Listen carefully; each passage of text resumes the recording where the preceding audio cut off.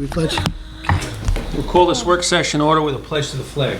I pledge allegiance to the flag of the United States of America and to the republic for which it stands, one nation, under God, indivisible, with liberty and justice for all. Scott Lathan. Here. Tom Grattan. Here. Christian Pryor. Here. Dawn Hagerman. Here. Tom Kennedy. In the event of an emergency, visitors may be advised that they may exit this room from the one side door which leads directly into the parking lot. In the event of an emergency, everyone is asked to move away from the building and do not leave in your automobile, since this may cause traffic problems and block incoming emergency vehicles. So tonight's work session is focused on the portrait of a graduate. It has been all over the newspapers. You guys can share this if you want. This is the state one. We 4 years ago, 4 or 5 years ago, decided that we wanted to put together a portrait of a graduate, and we spent 2 years doing it. The final product is up there on the board. It's also right in front of all the board members now. We got input from students straight through our schools. We got input from teachers straight through our schools, the Board of Ed. We reached out to different community groups, business groups, and other community groups, and we also reached out to parents.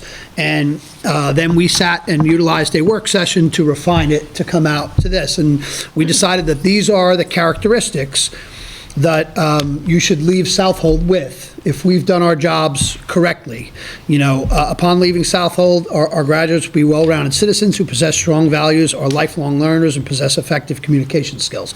And then we identified, you can't identify all of them, but we identified the ones that we felt were the most germane to these different areas. We came up with the 4 areas: communicator, well-rounded individuals, strong values, and lifelong learners. New York State started their process 2 years ago, and they followed a very similar process. I've been to a couple different briefings on it. You know, they took input from stakeholders from all over, and they came out with this portrait of a graduate, which they have shared with all of us. You know, it is, if you looked at the presentation I sent to you, if not, it's in here, the presentation from State Ed. It really is quite similar. The wording is slightly different. So ours says civically global-minded, and theirs says global citizens. You know, the description is very similar. They talk about being culturally responsive and open and you know, accepting all groups, and we talk about inclusive and accepting, and showing forgiveness and character and integrity and empathetic and things like that. So to me, it's very similar. I don't know what the final product of what the state, I don't know if the state's going to require a portrait of a graduate for every district. I don't know. They haven't fully defined exactly what they're doing, but we do have more workshops on it. They are absolutely pushing this as something that I think they'd love to see hanging in every school district. If you notice around our buildings, we have posters made up both in English and Spanish.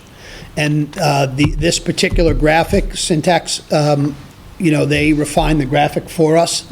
And, you know, they're hanging around our district. So, you know, today's conversation is really just to look at, I sent you all the background information, especially because, you know, we have some new board members that weren't here on the board throughout this process.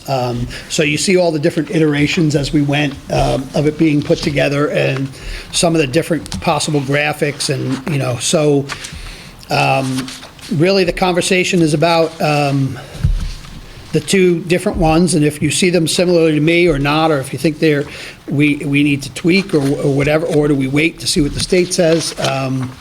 You know, I like that ours came from our community. Yeah, I like ours. This state can keep that. I do think, you know, yeah, I think effective communicator, critical thinker, creative innovator, academically prepared, reflective, and future-focused, and a global citizen is pretty much what we have on ours. You know, those are, that's the inner ring on the state one. So I do think that they're very similar, but, again, the work session is really for this, like, what are our next steps? Do we want to see where the state goes with this? Like I said, they have not dictated that we need to do anything. I like ours, especially since we were 3 years ahead of the state. Culturally responsive is in the dead center, and it's highlighted on the first sentence. What does that mean? I don't know exactly what it means. I am Yep. fairly well-educated, and what does that even mean? It sounds to me like we're trying to hyphenate everybody. Yeah. Valuing diverse perspectives. That's the definition of cultural.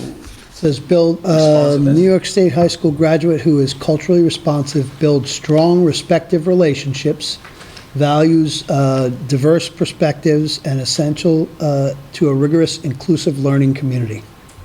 New York State students who embody cultural responsiveness and academic readiness demonstrate creativity, critical thinking, communication, reflection, and global awareness. Will be prepared to learn and grow, innovative, and contribute meaningfully to society. These graduates will be equipped with the interpersonal intellectual skills needed to thrive in an interconnected, ever-evolving world, which I don't find to be terribly different than all the expletives that we kind of have I on want him to ours. leave here as a good citizen, as a settler, not Yeah. as a hyphenated settler. But I feel like everything that's written here is pretty much the simpler version for people to understand, whereas this is written a little lengthy. But I mean, it says the same things, it's just broken down differently on this graphic.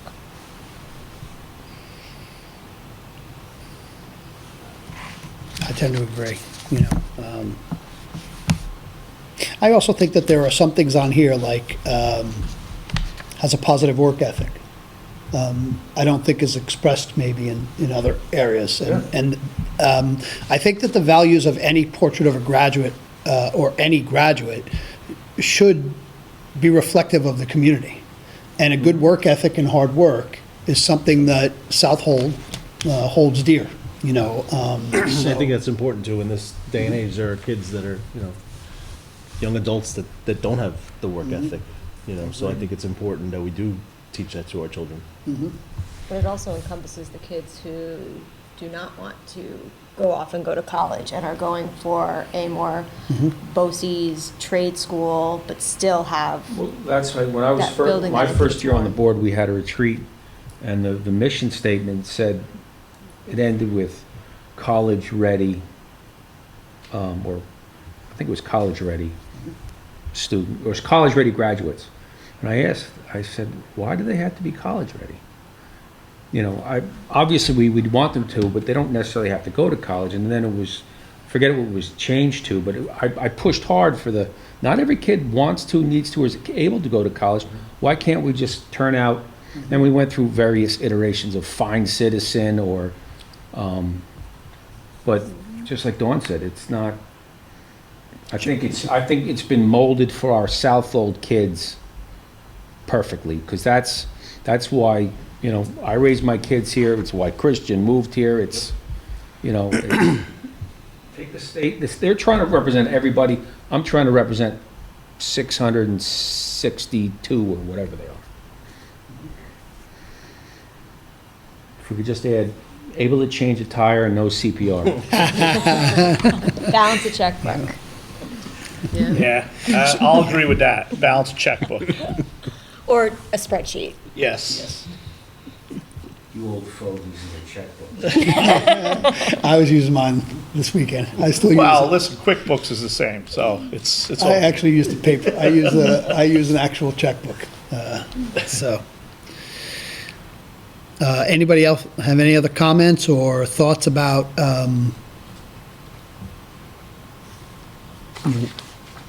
think if the state were to come at schools and say, we want you to follow our model, I think that you know, close. we are so close Yep. with what is already here. And I think that the fact that we share this with families in the community,